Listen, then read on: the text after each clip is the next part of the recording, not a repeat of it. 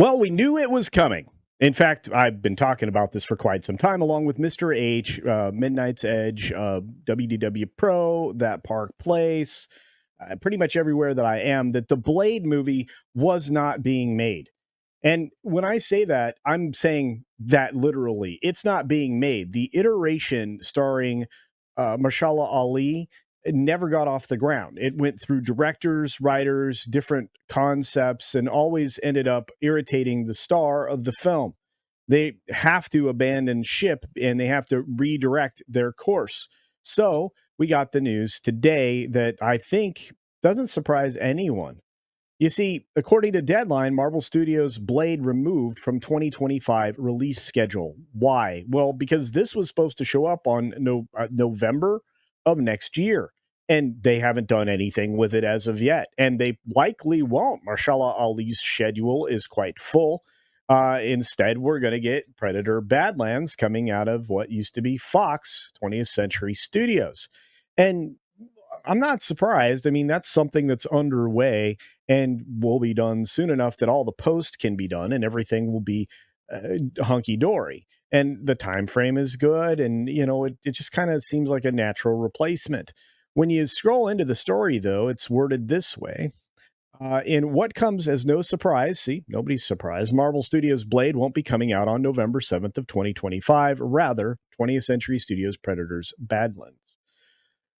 The reboot of the famed Wesley Snipes Marvel movie was first announced at San Diego Comic-Con all the way back in 2019 with two-time Oscar winner Mashallah Ali. Production and development on Blade hit unavoidable delays with the global crisis and dual industry strikes. Well, guess what? All of that affected everybody, and people are still making things. So that's not really an actual legitimate excuse.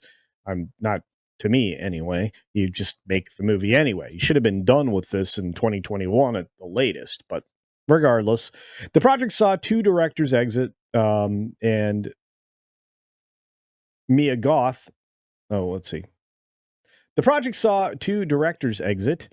And then these people just didn't want to be a part of anything. They were trying to start this back in 2022. Mia Goth was set to play supervillain Lilith in the Vampire Slayer movie. She told Deadline's Natalie Shtick at the world premiere of her A24 movie, Maxine, that in regards to the Blade delays, Marvel really care. They do. They want to make a great movie. That's the sense that I get from them, and that feels good. Well, they may want to make a good movie, but they want to inject a bunch of identitarian politics in it and make a bait and switch product. That's what we keep hearing about one of the objections that Marshall Ali had to the film.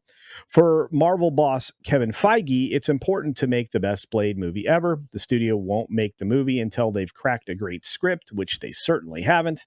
In the meantime, Snipes had a cameo as Blade in the highest grossing R-rated movie of all time, Deadpool and Wolverine, at over 1.3 billion, and I think that it might go up a little higher than that.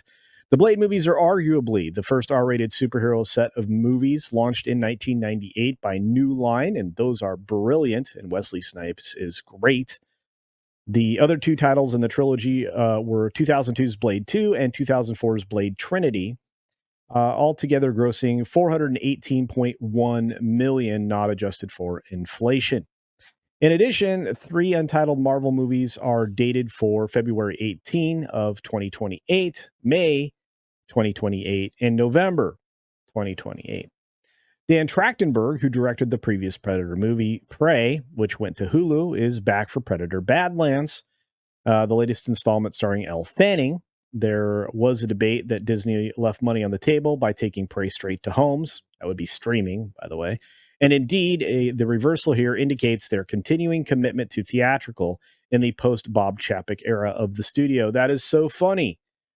Chapek's been gone a long time. This is a lot of cope being shoved in here as well, trying to point the finger at Chapek for some reason. Not sure why. All in, the Predator franchise counts 6 titles that's including 2 Aliens versus Predator movies with a global take of 750.6 million. See, my argument here would be that the Blade property may be more valuable. Regardless, I'm looking at this as kind of the end of this conversation. Why? Because they're not going to make this movie. Marshala Ali has other stuff to do, and they may end up turning, as it's been suggested by many, to an old man Snipes film like Logan. And I think that might be the best course of action. I can't imagine them trying to dip their toe in this water once again. And I don't think they're going to find a script or an actor who's going to be all that comfortable handing the reign or the mantle over to a female version of their character. Bait and switch films turn off audiences completely, and it ultimately doesn't lead anywhere in the future. If you want to kill the vampire slayer, the way to do it is with that kind of a script. And that seems to be at issue in every draft that's been offered up. I can't see Wesley Snipes coming back for that, or a Whistler role or type of role in a film that was originally suggested in some information coming out of Midnight's Edge After Dark's Tom Connors. This all leans towards the fact that Disney is struggling to meet their own ludicrous ideology metrics and are creating a such a disconnect with the audience that people just roundly reject even making the things. At the end of the day, I don't see this film releasing with Marshala Ali or with the original concept at all. I think they're going to have to turn the page, move on, and try again. And given the popularity of Wesley Snipes' Blade in that Deadpool Wolverine film, that's the direction that everybody would expect them to turn. But what do you think? Do you think that Wesley Snipes is just always going to be Blade and it should be his movie? Do you think that he's going to want to hand the keys to the car over to a female daughter in a film that he would deem acceptable? Or do you think that they just need to recast a new Blade and avoid any of the other issues that they could struggle with moving forward?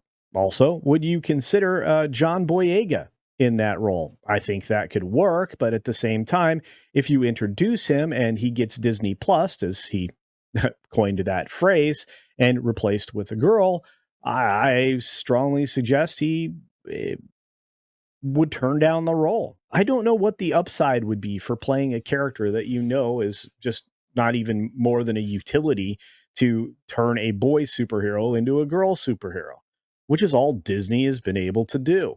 They are princessizing everything they have, and they are losing the dedicated audience of the men.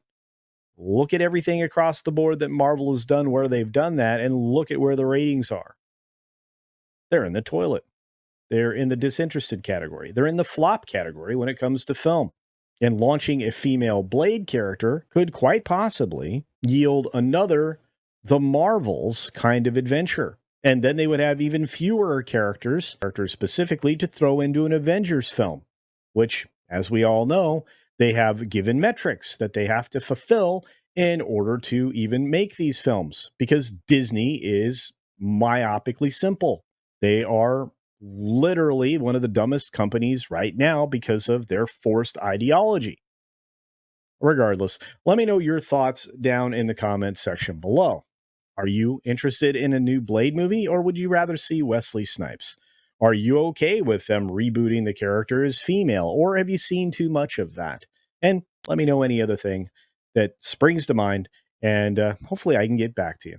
Double check that you've hit the like on this video and you're still subscribed, because it turns out some people have been getting unsubscribed. We're trying to march to 50K, so do the extra step, please, and share this video around. Also, be sure to take care of yourself, take care of others, and until next time, see ya.